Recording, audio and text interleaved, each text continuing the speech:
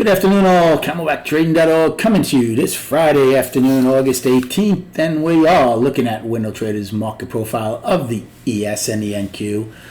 So, sellers are absolutely still in control in the bigger picture. The monthly's in balance for the S&P and NASDAQ. The weekly is down, the daily is down. However, today, even with the gap down and getting the overnight low right away, buyers pretty much controlled the intraday as they raise POC, volume POC. They price probe at the end of the day. We get both sides of the overnight real late, so that's rare. That's the 33rd time, so 20.9% of the time that we get both sides of the overnight. Gap down failed 8 out of 32, so gap up, gap down have only held 25% of the time each time exactly. Trend day up failed, so only 33% of trend days up have held. 33.8% of downside trend days have held. Good day, good week. Very small in ES today. Only 2.5 points in ES. Did most of my damage in NQ, like 77 points. Excellent week though overall on both of them. Very happy with what I did. We'll go over all the charts. You can sense things, what we do in the room is, especially before the open, what's happening, what we're looking for on both sides. It's never one way. We're always saying if this happens, we look for this, and vice versa.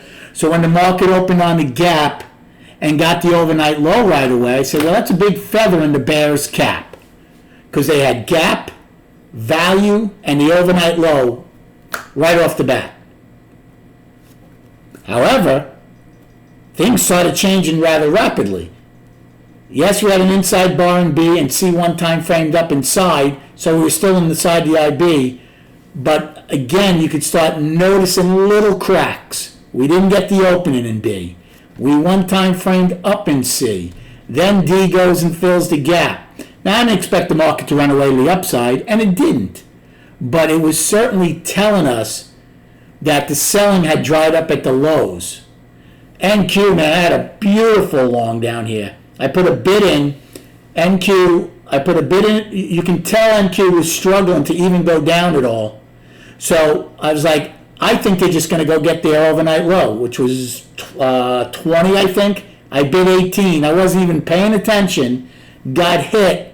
And before I even turned around, we were trading at, 30 something. It ripped right up. It was, I was thrilled with it.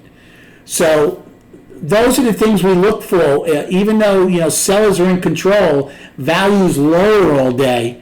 That doesn't mean I'm just going to look for shorts. We have to see how the market is painting its Picasso on this beautiful canvas each and every day. And you can tell something was changing. Again in NQ, it came down. I'm looking for it to raise its POC. I missed the long at 15 when it came down in J. I was furious at myself. And I ended up taking 20 points out of J period on the long. But the reason I was looking for that is to finally raise the TPO. And then it got raised again. Now they only ended 8 wide. I'm in bigger increments here. So they're only 8 wide. But that's the things you look for as things are changing. I thought that gap was going to fill. In fact, I lost 10 points in F period because I thought they were finally going to fill it. And it came in, I'm like, well, I'm not going to hold that. I'm not going to play that game. Thank goodness I only took it off for a 10-point loss. Look at G and H before they went back up. So those are the things we go over constantly. Righty ends with a beautiful P shape with an afternoon rally, afternoon pullback low in H and 9 wide. NQ ends with a price probe and an afternoon pullback in H. We end 10 wide, afternoon pullback in H, and a price probe. I'll be using K's high. So I did well on a short initially in A period when it pushed up. Again, and one other thing, that gap and go fallacy, please don't listen to it. If you gapped and go this year, either on the upside or downside, you've gotten crushed. Because the majority of the gaps haven't held, And not only haven't they held, they didn't go anywhere generally. So again, I didn't gap and go, but when it pushed up, I forgot exactly where, but I took it for like 5 points. I wasn't expecting the gap to fill right away. Right off the bat, it's an inventory adjustment, and the market's been short for 4 days. Lower value 4 days in a row. By the way, we price probed all 5 days. Monday and today to the upside, Tuesday, Wednesday, Thursday to the downside. We made either a new high or low on the day. That's pretty interesting. So I did well on that in ES and A. Then I shorted NQ also against the gap in A. Did even better in that. Then I crushed it on that long and B period in NQ when I bought it down at 18. And then when B period went up, I actually made about 8 points on the short side. NQ is moving better. ES was really flat inside of here, especially in B period. NQ is moving better.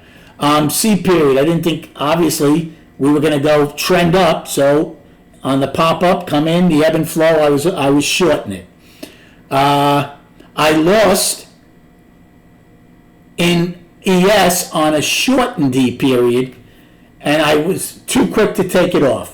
I got short at the gap fill at 78.50.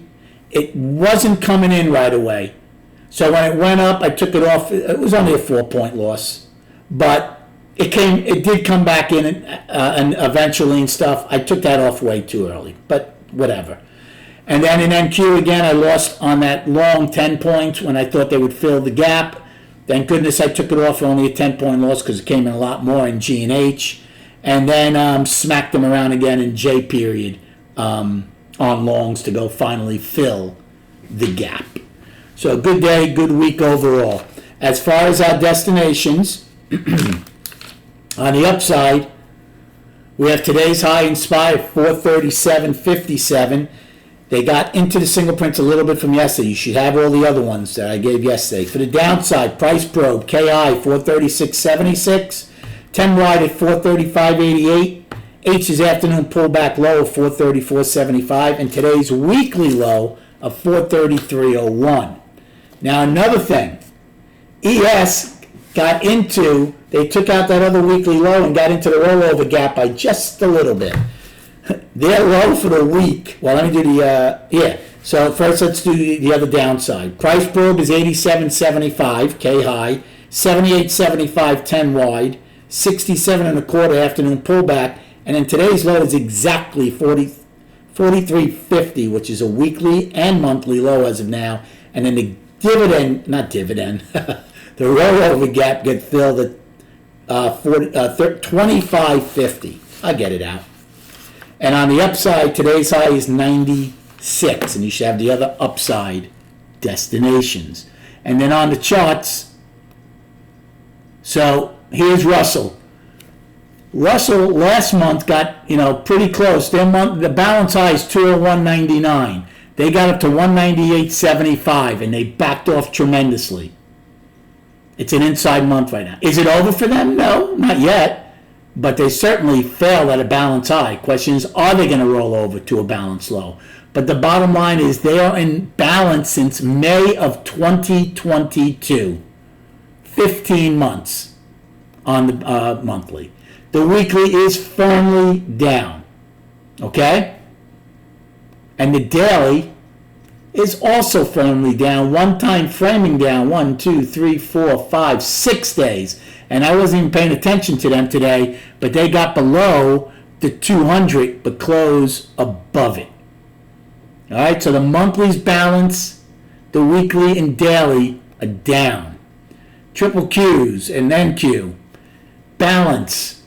Now we don't know if it's going to be a 2-month balance or say a 3-month balance by the end of August. I don't know yet. But for now it's balance on the monthly. The weekly firmly down. One time framing down 3 weeks. And the daily also down. One time framing down 3 days out of an inside day. Again, the 20 looks like it's getting ready to cross the 50, but that's not that big a deal to me. Again, people asking me yesterday, was yesterday a short-term low? I said, I don't know. Obviously it wasn't. Is today a short-term low? Well, I'll tell you what. If we take out today's high on Monday, Maybe it is, but we won't know until that happens. Monthly is balance on the S&P, okay? The weekly is one time framing down 3 weeks. I thought we had a chance to get to around the 430, 431 level. We still might, but today's low is 433.01. And the daily is one time framing down 4 days below the 20 and the 50. Now, one other thing. Palo Alto, which is a S&P 500 stock, somebody mentioned this to me in the room, released earnings just now. It is very, very rare that a company releases earnings on a Friday night, especially an S&P company. I thought maybe they were trying to hide something and do it on a Friday night in the summer. But now look, they're up, at least initially. They're up $16 in the after hours. So again, that's going to certainly help the S&P and the NASDAQ if this holds. But it's very rare that a company releases earnings on a Friday night. Generally, I would think they were trying to hide something, but not by that price action. Anyway, I hope you had a good day and a good week trading. Rest up. Thanks for the likes and subscribing to this YouTube channel. I'd love to give the opportunity to serve you in my trading room. Come check us out at camelbacktrading.org. Enjoy your evening, and we'll speak prior to the opening on Monday.